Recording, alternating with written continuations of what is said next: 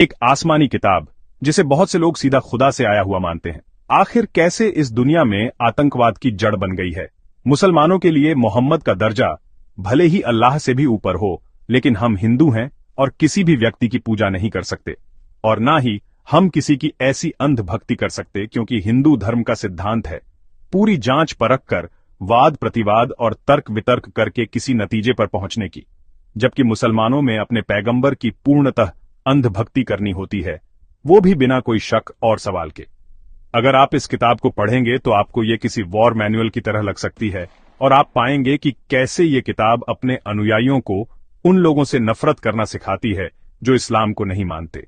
अगर ये अल्लाह का पैगाम है जैसा कि मुसलमान और उनका नबी दावा करता है, तो प्रश्न यह उठता है कि सारी दुनिया और ब्रह्मांड को रचने वाले किसी खुदा की सोच इतनी संकीर्ण कैसे हो सकती है कि वो अपने ही बनाए हुए इंसान से नफरत करे, और यदि इतनी ही नफरत करता है तो उसने ऐसे लोगों को बनाया ही क्यों जो इस्लाम को नहीं मानते। अगर आप इस्लामी खुदा की तुलना हिंदुओं के परम ब्रह्म से करें तो आपको वो बहुत छोटी सोच वाला कोई इंसान ही लगेगा, और इससे जाहिर होता है कि आसमानी किताब में लिखी हुई बातों किसी व्यक्ति विशेष ने अपने फायदे के लिए लिखी थी, न कि कोई भगवान का भेजा हुआ देवदूत आया था।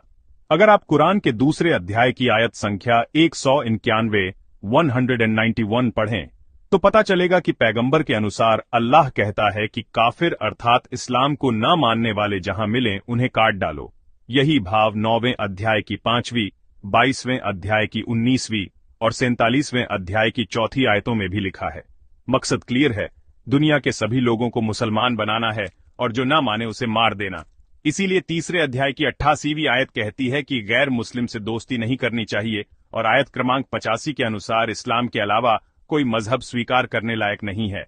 5वें अध्याय की 33वीं आयत ने तो काफिरों के हाथ पैर काटकर और ईसाइयों को सूली पर चढ़ाकर मारने का फरमान जारी किया है अल्लाह ने। इसी तरह की चरम घृणा आपको 8वें अध्याय में मिलती है, जिसकी 12वीं आयत कहती है कि कुरान को ना मानने वालों के दिलों में दहशत यानी कि आतंक भर दो काफिरों के सर तन से जुदा करके। इसी अध्याय की आयत 60 से 65 तक यह किताब मुसलमानों को हथियारों की ट्रेनिंग लेकर काफिरों का शिकार करने का हुक्म सुनाती है। अध्याय 9 की आयत नंबर 30 के अनुसार यहूदी, ईसाई और मूर्ति पूजकों से तब तक लड़ते रहो जब तक वो इस्लाम की शरण में ना आ जाए। जिंदगी का मकसद नहीं भूलने दे रहा अल्लाह, ये तो बस एक नमूना है। और यदि आप कुरान पढ़ेंगे तो इस तरह की ढेर सारी आयतें आपको मिल जाएंगी, जिन्हें पढ़कर आपको अंदाजा लग जाएगा कि ये किसी व्यक्ति ने युद्ध की तैयारी के लिए अपने सैनिकों को अल्लाह के नाम पर ब्रेन वॉश करके युद्ध में उसका साथ देने के लिए स्वयं ही लिखी होंगी। मोहम्मद ने सैकड़ों युद्ध किए थे और उसने अपने सैनिकों के उसके प्रति संपूर्ण समर्पण के लिए और वफादारी के लिए अल्लाह के कंधे पर बंदूक रखकर चलाई थी, और निशाना एकदम सही लगा। लेकिन बुरी बात यह है कि इन्हीं आयतों और इस्लाम का सहारा लेकर हर घृणित अपराध जैसे हत्या, बलात्कार, लूट, झूठ बोलने और धोखा देने को भी अल्लाह की राह में सही कदम बताते हुए हर युग में कत्लो गारत की गई है, और यह आज भी जारी है। और इस्लामी आतंकवाद का भी मूल कारण यह किताब ही है,